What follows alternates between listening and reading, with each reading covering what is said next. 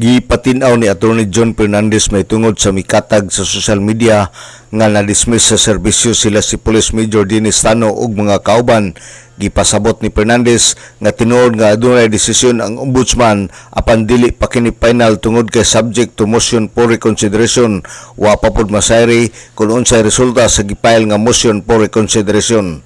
Giklaro ni Attorney John Fernandez nga hangtod ni ining panahon na ang mao mga pulis aktive pa sa pagkakaron ug ang kaso sa mga suspetsado sa lungkab nga nahitabo sulod sa Gaisano pending pa kini sa pagkakaron tungod sa gipile nga motion for reconsideration.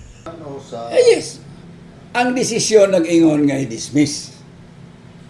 Pero dili final nga desisyon na. Subject to motion for reconsideration nga mao'y gihimo karon nilang Major Tano. Nagkuha sila og law firms Manila ana. So kato nga mga pulis nga naa atong mga ngalan active pa karon. Oh, wala. Naay kaso ang desisyon gi-dismiss. Pero dili final, dili final. Mao na nga nag-file pa sila motion for reconsideration. Pero kinahanglan nato explicar kay ang mga tao dili tanan nahibalog unsay estado sa kaso, unsay hinungdan. Ug unsay sangputanan. Wala sila mahibaw ana asa dapit ang kasuha unsay gihimo. May nang mahibaw ang tao para lamdag ba. Dili ingon nga atong gitabunan ang pulis dili.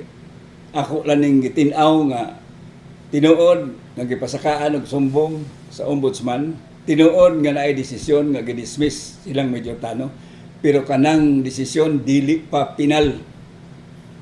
Naapay motion for reconsideration nga gi-file nga wa ta kay bawog unsay resulta. Katong pabuton.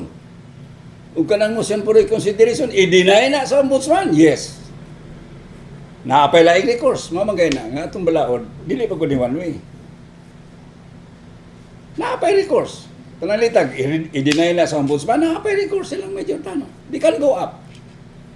Si Attorney John Fernandez ikasubo usab sa abogado tungod kay nasakyan sa politika ang maong kaso ug posible nga dunay nag-guide sa mga suspetsado aron maabot sa human rights. Alang sa DXDD Radio Campana, ang radyo sa simbahan, WD45 Dudog Bargamento, muduyog sa ika-75 nga jubileo sa simbahan sa Archdiocese sa Osamis, Tanag, Sadakbayan.